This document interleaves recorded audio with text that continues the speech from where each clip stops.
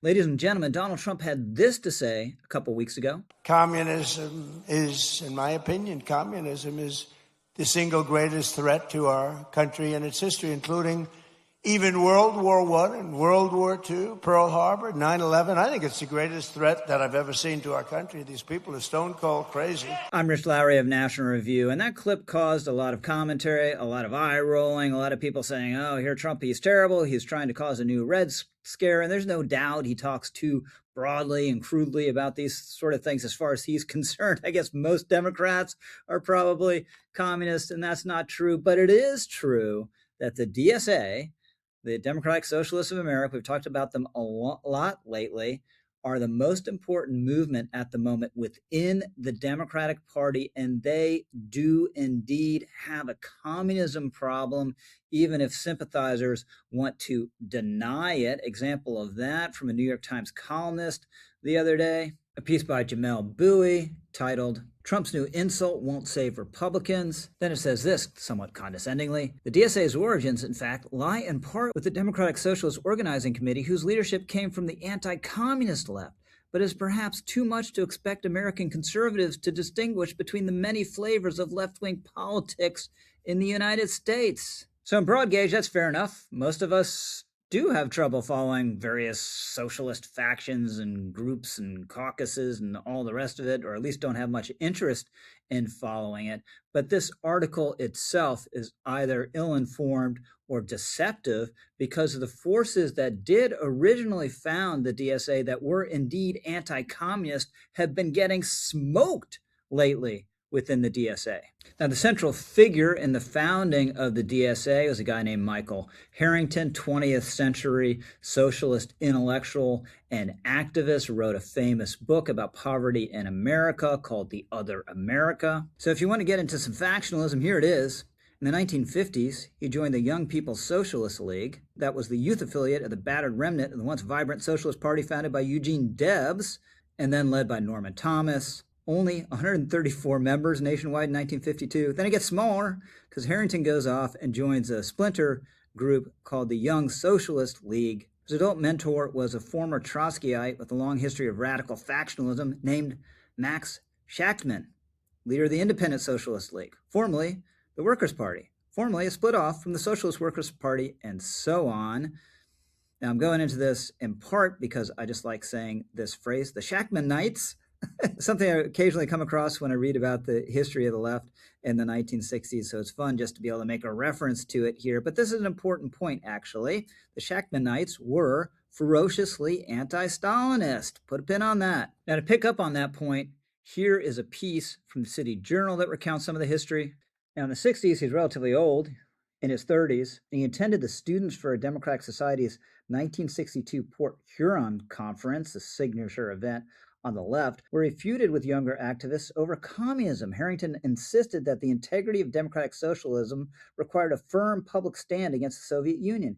Younger figures, including Tom Hayden, instead adopted an anti-communist position. Beyond the generational divide, class differences between working class and college-educated leftists profoundly shaped intra-socialist debates over Vietnam. The Socialist Party of the 60s had a prominent right wing, it's kind of surprising here, defined by its support for the Vietnam War and close ties to organized labor. Harrington's reading of Marx gave him an abiding belief that a durable socialism could not succeed without working class action and support. He didn't personally support the war, but he was determined to resist efforts by left-wing activists to make opposition to Vietnam a litmus test. Now, all this background is relevant to fights about the nature of the DSA today. This is from a great report from Jamie Kirchek in The Atlantic. The starkest divide between the DSA's older generation and the newcomers concerned their attitudes towards democracy. The DSA's founders drew a bright line between the democratic and authoritarian left, not least because socialists are typically among the first to be put against the wall whenever communists come to power. A staunch anti-communist and a Zionist, Harrington had no difficulty condemning the human rights abuses perpetrated by left-wing regimes and Islamist terrorist groups. What's happened, there have been these sort of nesting campaigns of subversion or entryism, as Trotskyites call it, where you go into an organization to take it over. So the DSA is doing that to the Democrats, but at the same time, Marxist-Leninists are doing it to the DSA with a lot of success. This is from a Jonathan Chait report, also in the Atlantic. In 2018, some of the DSA's older activists formed the North Star Caucus, an internal group to defend Harrington's anti-authoritarian principles from its newer authoritarian-minded entrants. Quote, principles of liberty and equality are indispensable to the self-government of a free people. Close quote, the new caucus proclaimed denial of them renders a government a tyranny. While authoritarians on the left dismiss this foundation of democracy as bourgeois, we defend it. The North Star Socialists grasped that the organization was in danger of surrendering its commitment to democratic principles. The term Harringtonite, referring to the DSA's founder, was becoming an insult, and there was a Red Star Caucus founded to counter the North Star Caucus. And again, it's been winning. In 2025, the group's convention voted to officially remove its founding language, allowing for the expulsion of members who worked for communist cells, and added a provision calling the Palestinian right to resistance a central tenet of the DSA. This socialist report from the 2025 convention reads, the point is Michael Harrington's DSA is dead. Anyone who cannot see this has failed to investigate properly. And according to the North Star Caucus, about half of the National Political Committee of the DSA is now made up of open communists. Someone needs to get word to the New York Times. So this explains a lot. The DSA isn't just in favor of Medicare for all or a higher minimum wage or nationalizing things, kind of the old-fashioned quaint socialism associated with someone like Michael Harrington. No, it has this real authoritarian edge to it, this hostility to American society as such, this third worldism and fervent anti-Zionism, and this admiration among many of its figures for communism and some of the worst communist dictators in all of world history. Hassan Piker is one of the icons of this movement, and he speaks fondly of Mao. I got stopped by a cop who thought I was like making fun of Mao Zedong, which I never would and never will.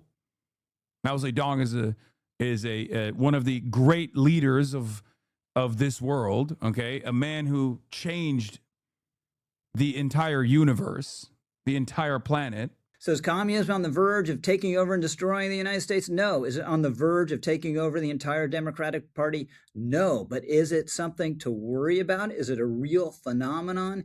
Yes, because it's a real force within the most important movement within the Democratic Party, the DSA, which is not a movement in favor of liberal democracy, and some of its most important organizers and activists who now have the whip hand within that organization don't want it to be one. Hey, by the way, comment, like, or subscribe. I promise you won't regret it. I'm Rich Lowry, over and out.